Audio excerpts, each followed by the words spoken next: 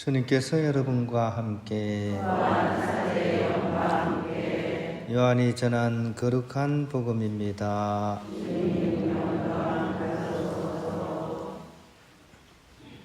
그때 유다인들이 돌을 집어 예수님께 던지려고 하였다. 예수님께서 그들에게 말씀하셨다. 나는 아버지의 분부에 따라 너희에게 좋은 일을 많이 보여주었다. 그 가운데에서 어떤 일로 나에게 돌을 던지려고 하느냐? 유다인들이 예수님께 좋은 일을 하였기 때문이 아니라 하느님을 모독하였기 때문에 당신에게 돌을 던지려는 것이요. 당신은 사람이면서 하느님으로 자처하고 있어 하고 대답하자 예수님께서 그들에게 말씀하셨다. 너희 율법에 내가 이르건대 너희는 신이다 라고 기록되어 있지 않느냐? 폐기될 수 없는 성경에서 하느님의 말씀을 받은 이들을 신이라고 하였는데 아버지께서 거룩하게 하시어 이 세상에 보내신 내가 나는 하느님의 아들이다 하였다 해서 당신은 하느님을 모독하고 있어 하고 말할 수 있느냐? 내가 내 아버지의 일들을 하고 있지 않다면 나를 믿지 않아도 좋다. 그러나 내가 그 일들을 하고 있다면 나를 믿지 않더라도 그 일들은 믿으라.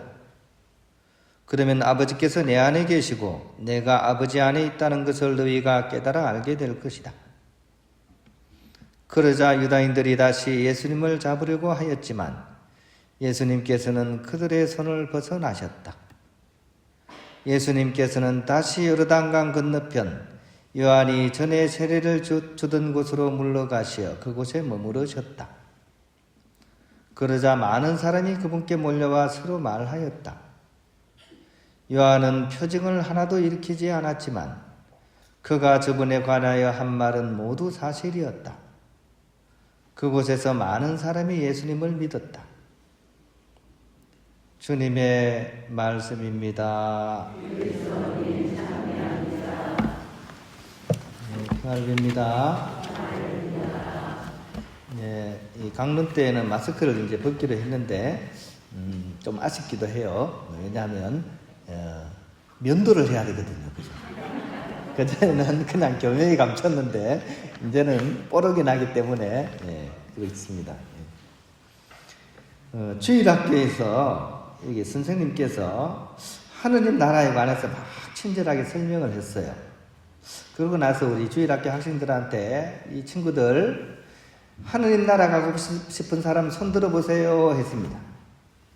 그러니까 한 사람도 없이 다 손을 반짝 들었습니다. 저요 하면서.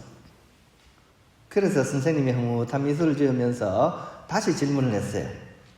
지금 당장 가고 싶은 친구는요? 하니까 아무도 손을 들지 않았습니다. 자, 여기 지금 당장 가시고 싶으면 손 들어보세요. 두 분 정도 겨우 그냥 눈치 보면서, 그죠? 한 분은 머리를 이렇게 교묘하게 쓰다듬으면서 피해가시고, 그죠? 그래서 선생님이 철수야, 너 하느님 나라 가고 싶지 않니? 그러니까 철수가 우리 엄마가 주일학교 마치면 곧장 집으로 오라 그랬어요. 아이들의 이야기는 우리들의 이야기이죠. 복음은 끊임없이 하느님 나라 이야기를 하고 있지만 우리는 사실 하느님 나라에 관해서는 늘 내일 또 내일입니다. 그리고 나와는 별 상관이 없는 것으로 여기면서 살아갑니다. 그러다가 어느 날 갑자기 아무런 준비 없이 고민과 걱정 안에서 바로 하느님을 나라를 향해서 우리는 떠나게 됩니다. 그런데 사실 한 발 물러서서 이 사실을 우리가 본다면 너무나 뻔한 현실인데도 우리는 너무나 대책 없이 살고 있는 것이지는 않는지 우리가 한번 성찰해 봤으면 좋겠습니다. 뻔하죠, 그죠? 여러분들 앞날이 뻔하지 않습니까? 그죠? 언제인지는 알 수 없지만 뻔하잖아요, 그죠? 근데 사실 우리는 아무 대책 없이 그냥 하루하루 살아가고 있습니다. 왜 그럴까요? 그것은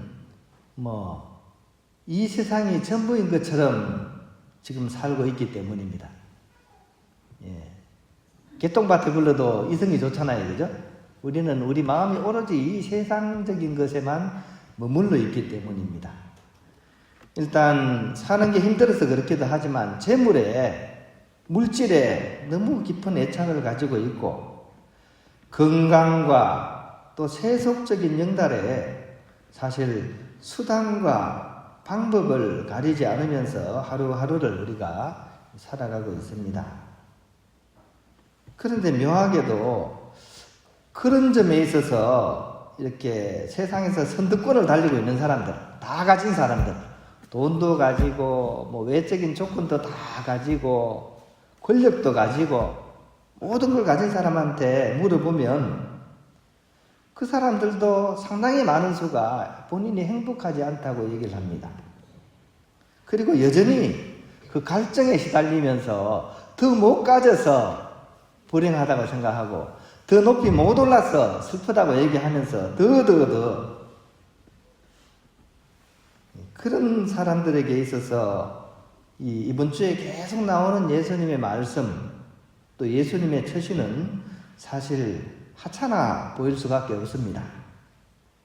그래서 복음 속의 그 현실주의자들, 세상을 사랑하는 세속주의자들의 입장에서는 예수님이 정말 발톱의 때만큼도 여겨지지 않는 거죠. 무시하죠, 그죠? 무시합니다.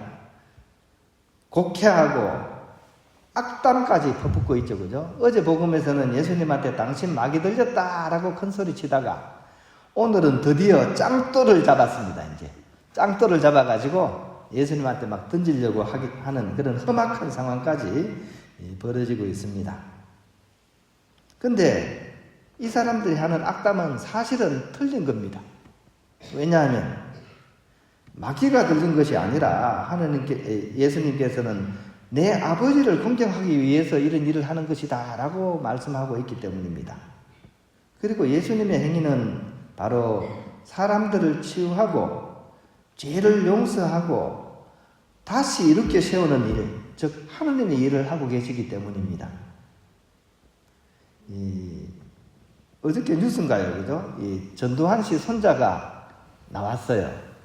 전우원이라는 27살 먹은 사람입니다. 이른바 자기 입장에서는 양심 선언을 하고 있는 거죠.